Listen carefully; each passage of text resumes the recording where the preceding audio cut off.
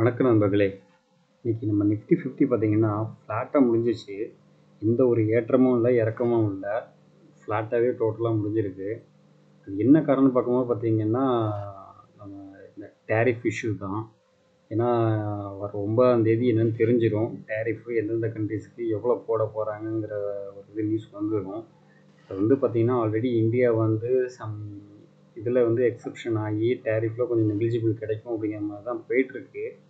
But இருந்தாலும் இதில் வந்து பார்த்திங்கன்னா இன்னும் கொஞ்சம் ஃபியர்னஸ் இருக்குது. ஸோ அதனால் பார்த்திங்கன்னா மார்க்கெட்டுக்கு வந்து ஒரு சரியான கிளியர் ட்ரெண்டே கிடைக்கல. அதனால தான் பார்த்திங்கன்னா லாஸ்ட் ஒரு 3-4 ட்ரேடிங் செஷனாகவே டவுன்ஃபால்லே போயிட்டே இருக்குது. எஃப்ஐயும் கண்டினியூஸாக செல் பண்ணிகிட்டே இருக்காங்க. ஒரு கிளியர் வியூ வந்ததுக்கப்புறம் தான் பார்த்திங்கன்னா மார்க்கெட்டு மேலே போகிறதா இல்லை கீழே போகிறதாங்கிற ஒரு முடிவெடுத்து போக ஆரம்பிக்கும். ஸோ அது வரைக்கும் நம்ம கொஞ்சம் வெயிட் பண்ணி தான் ஆகணும். சென்செக்ஸ் பார்த்திங்கன்னா ஒரு 9 பாயிண்ட் பாசிட்டிவில் க்ளோஸ் ஆகிருக்கு. நிஃப்டி பேங்க், நிஃப்டி ஐடி பார்த்திங்கன்னா ஒரு நெகட்டிவ் சென்டிமெண்ட்டில் தான் க்ளோஸ் ஆகிருக்கு. அதுமாரி பார்த்திங்கன்னா pharma, auto, metal, financial services, அதுக்கப்புறம் பார்த்திங்கன்னா நிஃப்டி மீடியா, இதெல்லாம் பார்த்திங்கன்னா ஒரு நெகட்டிவ் சென்டிமெண்ட்டில் தான் க்ளோஸ் ஆகிருக்கு.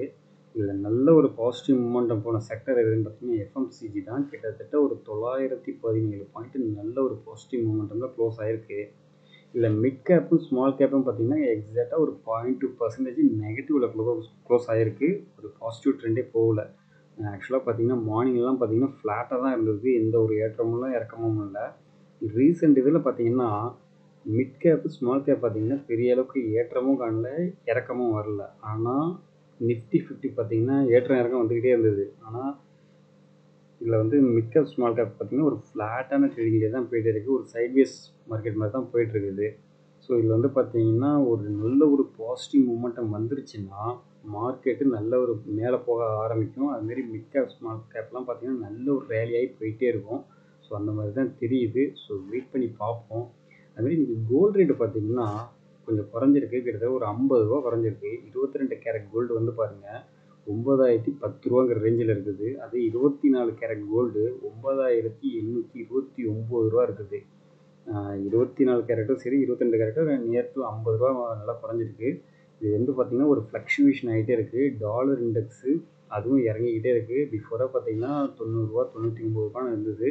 இன்றைக்கெல்லாம் பார்த்திங்கன்னா ஒரு 97, 50 இந்த ரேஞ்சில் தான் இருக்குது. ஸோ அதுவும் பார்த்திங்கன்னா கொஞ்சம் இறக்கத்தில் தான் போயிட்டுருக்கு.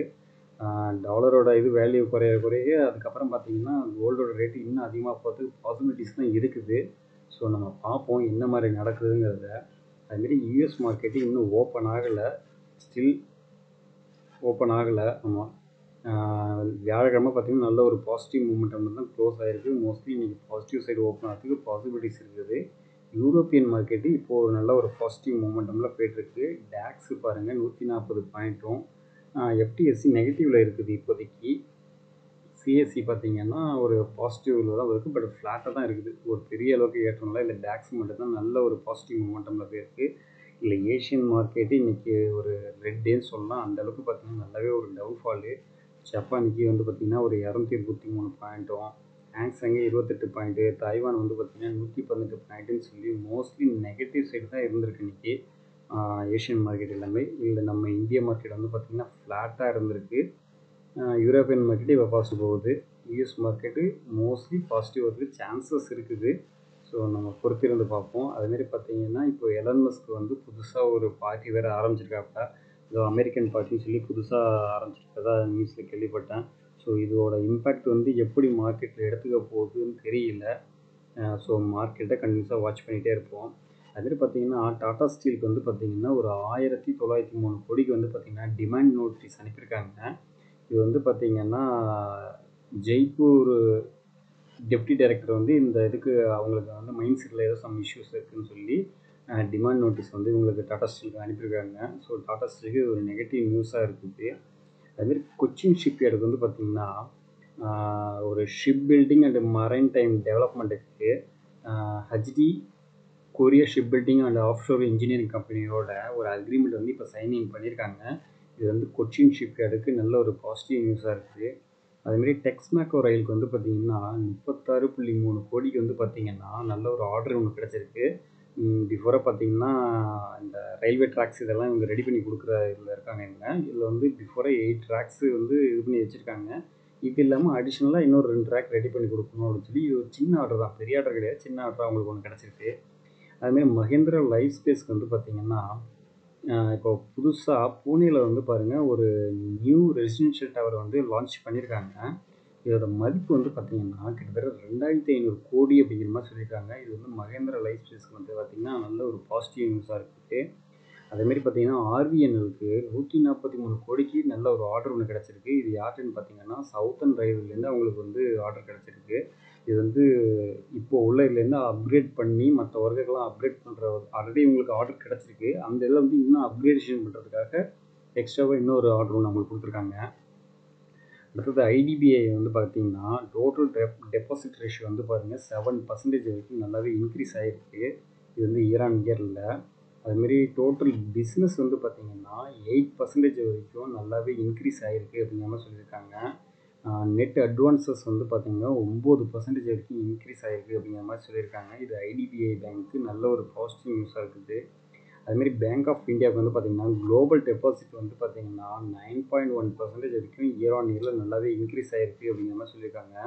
அதுமாரி க்ரோத் அட்வான்ஸ் வந்து பார்த்திங்கன்னா கிட்டத்தட்ட 12% வரைக்கும் நல்லாவே இன்க்ரீஸ் ஆகிருக்கு அப்படிங்கிற மாதிரி சொல்லியிருக்காங்க. டொமஸ்டிக் அட்வான்ஸஸும் பார்த்திங்கன்னா 11.2% வரைக்கும் நல்லாவே இன்க்ரீஸ் ஆகிருக்கு அப்படிங்கிற மாதிரி சொல்லியிருக்காங்க. டெபாசிட் ரேஷியோவும் பார்த்திங்கன்னா 9.6% வரைக்கும் நல்லாவே இன்க்ரீஸ் ஆகிருக்குன்னு சொல்லியிருக்காங்க. இது பேங்க் ஆஃப் இந்தியாவுக்கு நல்ல ஒரு பாசிட்டிவ் நியூஸாக கொடுத்துருக்காங்க. இந்துஸ்தான் பாருங்கள் ஒரு நெகட்டிவ் நியூஸாக இருக்குது. நெட் அட்வான்ஸஸ் வந்து பார்த்திங்கன்னா 3.1% டவுனில் டிக்ளைன் ஆகிடுச்சு அப்படிங்கிற மாதிரி சொல்லிட்டாங்க குவார்டர் அண்ட் குவார்ட்டரில். அதேமாரி டெபாசிட்டும் பார்த்திங்கன்னா 3.3% வந்து பார்த்திங்கன்னா குவார்டர் அண்ட் குவார்ட்டரில் டிக்ரீஸ் ஆகிருக்கு அப்படிங்கிற மாதிரி சொல்லியிருக்காங்க. இது வந்து இயர் ஆன் இயரில் பார்க்கும்போது ஒரு 0.3% குறைஞ்சிருக்கு. பட் குவார்டர் அண்ட் குவார்ட்டரில் 3.3 குறைஞ்சிருக்கு. ரொம்பவே இறங்கிருக்கு இந்துஸ்தான் பேங்க்கு. இது ஒரு நெகட்டிவ் நியூஸாக இருக்குது.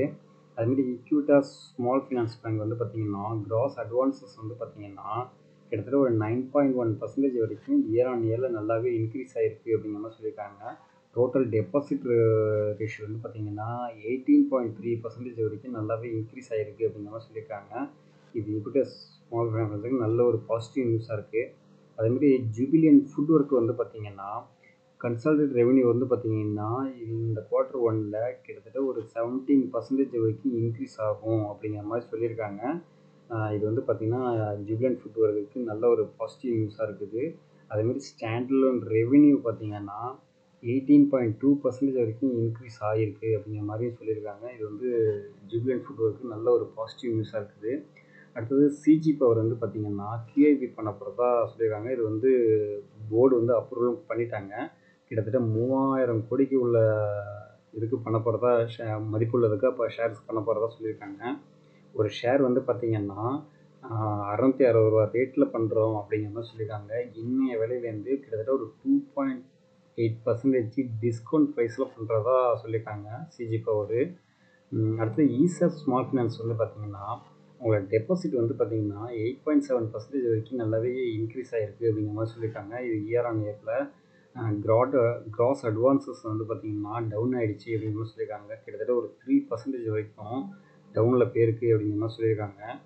டெபாசிட் இன்க்ரீஸ் ஆகிருக்கு, பட் கிராஸ் அட்வான்ஸஸ் டிக்ரீஸ் ஆகிருக்கு. ஸோ அதான் ஒரு நெகட்டிவ் நியூஸாக இருக்குது ஈசாவுக்கு. ஸோ பொறுத்திருந்து பார்ப்போம் எப்படி மூவ்மெண்ட் இருக்குங்கிறத. ஸோ இன்னைக்கு கொடுத்த இன்ஃபர்மேஷன் எல்லாமே யூஸ்ஃபுல்லாக இருக்குன்னு நினைக்கிறேன். அடுத்த இன்ஃபர்மேஷனோட அடுத்த வீடியோ சந்திப்போம். நன்றி நண்பர்களே.